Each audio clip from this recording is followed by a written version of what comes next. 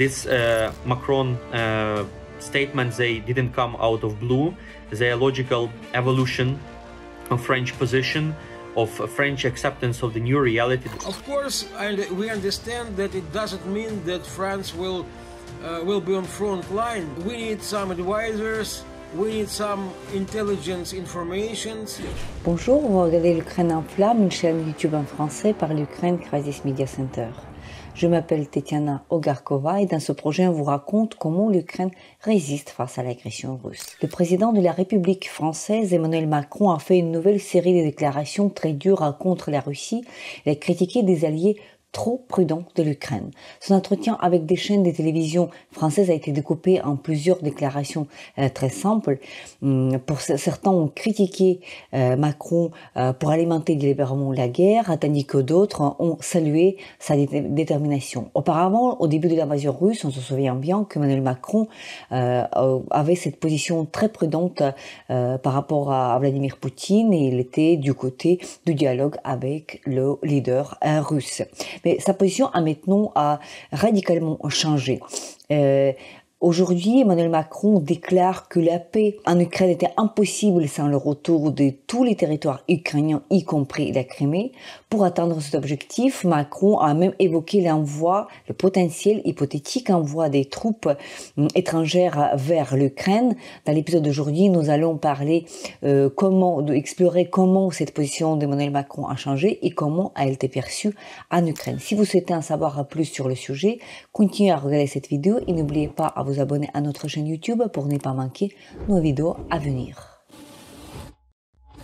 Le président Macron a pris une mesure révolutionnaire en imposant le débat aux autres dirigeants européens, levant le tabou de la discussion même sur l'aide militaire à l'Ukraine. Il est évident qu'il y a un long chemin entre les déclarations et le passage à l'acte. Et actuellement, on ne sait pas dans quelles conditions et pour quelles fonctions les troupes du pays de l'OTAN peuvent être envoyées en Ukraine. Cependant, la thèse de Macron qu'il n'existe plus de ligne rouge pour l'Occident pour aider l'Ukraine à résister face à l'agression russe, cette déclaration a changé la vision de l'Europe et son implication dans la guerre. Mykola Bielieskov, analyste dans la fondation Come Back Alive, revient vivant, et chercheur à l'Institut national d'études stratégiques, parlera davantage de l'évolution de la position française dans la guerre russo-ukrainienne. Écoutons-le. And today I'd like to discuss some interesting recent statements made by primarily President of France Emmanuel Macron with regards to the possibility of stationing some French troops in non-combat mission in Ukrainian territory. So the first thing is that this might have happened unexpectedly to many people, but as for me, these recent statements, it's a latest examples how French position evolved in just 2 years of a big war with Russia. So if you look back at Macron's statements before 24th of February 2022 and after 24th of February, he was very cautious and he was the one who wanted to preserve at least some modicum of relations with Russia.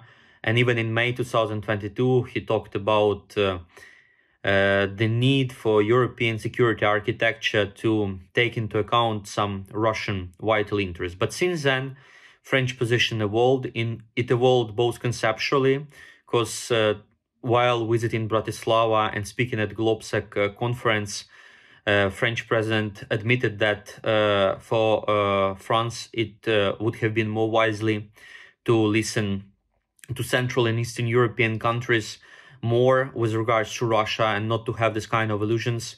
Second, French government green-lighted the shipment of air-launched attack cruise missiles of Scalp Aegea type that were employed extensively since summer 2023, including to target a Russian Black Sea Navy and guarantee freedom of navigation. And also with regards to Ukraine membership in NATO, before Vilnius summit and currently, French government is more open than German or US government in terms of how quickly Ukraine should gain a roadmap to membership. So the first important thing to keep in mind that this Macron statements, they didn't come out of blue. They are logical evolution of French position, of French acceptance of the new reality, the fact that Russian revisionism, it can be confronted with statements, with these notions that so-called Russian interests should be taken into account, because the more Russian aggression is green-lighted, so Russian appetite grows, and the possibility of direct clash between NATO, between France and Moscow increase. So that's the scene that should have been expected. The second scene that shall be emphasized and highlighted is that maybe we see the situation when Emmanuel Macron considered that the position of the cheerleader of Ukraine is free. We see the difficulty of a Congress of passing aid for this year. We also see that in case of Germany, there is no readiness to provide long-range firepower solutions.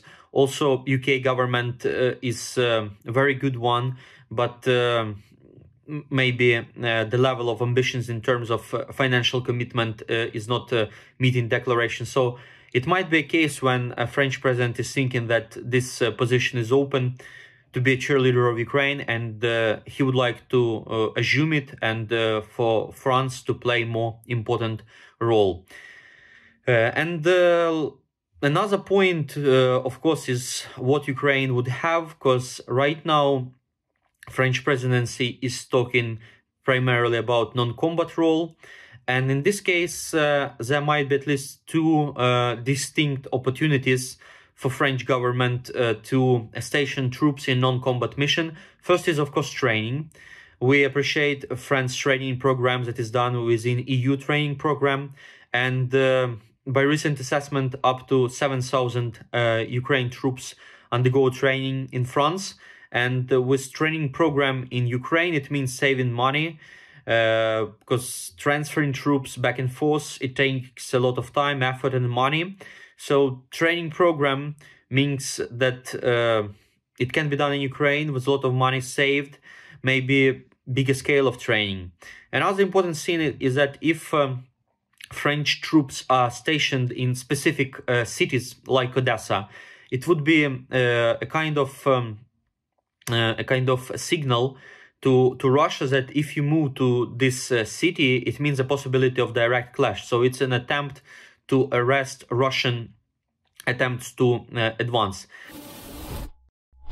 Même si l'initiative d'envoyer les troupes étrangères en Ukraine ne bénéficie pas de soutien de la société française, ni d'ailleurs au Parlement français, il existe au moins trois arguments qui nous donnent un certain espoir. Premièrement, malgré l'absence de soutien unanime au sein de la société française, il n'existe non plus de rejet catégorique de cette idée dans la société française. Le deuxième argument en faveur de potentiel envoi des troupes étrangères en Ukraine consiste dans le fait qu'il n'y a pas de rejet explicite en tout cas au sein de l'armée française. Et troisième argument, aussi très important, que l'armée française est quand même une armée unique, parce que la seule armée du pays européen qui avait confronté directement les troupes russes, notamment dans certains points chauds de l'Afrique dans les dernières années, dernières décennies.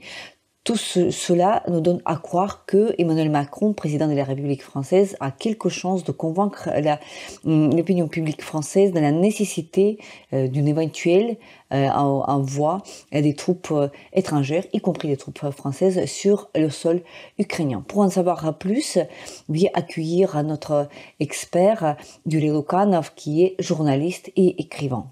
Écoutons-le. When Monsieur Macron, President of France, saying about presence of NATO militaries on the Ukrainian territory, of course, we are grateful to him. Thank you, Monsieur President. But at the same time, I would remind you a couple of things which will give you understanding that it is not a charity or philanthropy from him. In 19th, Ukraine signed a so-called Budapest Memorandum, according to which our country voluntarily gave its nuclear arsenal up. In exchange, we got assurance of respect of our territorial integrity from so-called nuclear countries like the United States or the United Kingdom, and it sounds sarcastically from Russia. After that, the West made a lot of huge mistakes, which led to present situation when we have the bloodiest war in middle of Europe. It is not just a war against Ukraine, it is a war against the Western civilization. When Putin began its war against Georgia in 2008, the West, especially the United States, President Obama, they provided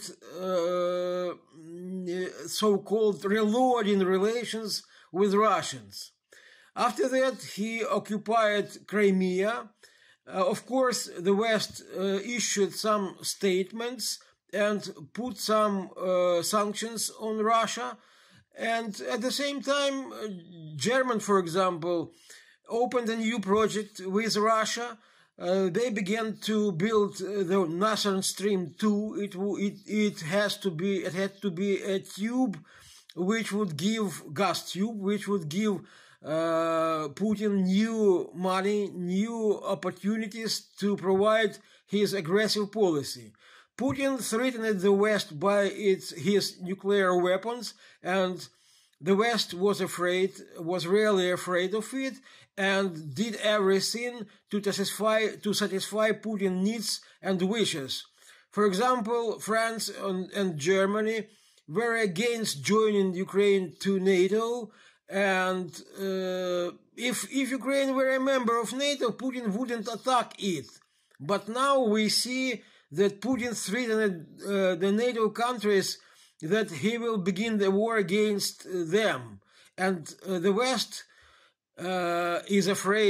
is still afraid of it. And now behavior of President Macron shows that he overcome he isn't scared now, and he is going to participate in this war. Of course, we understand that it doesn't mean that France will be on front line. We need some advisors, we need some intelligence informations, and if you enrich your participation in this sense, it will be very useful.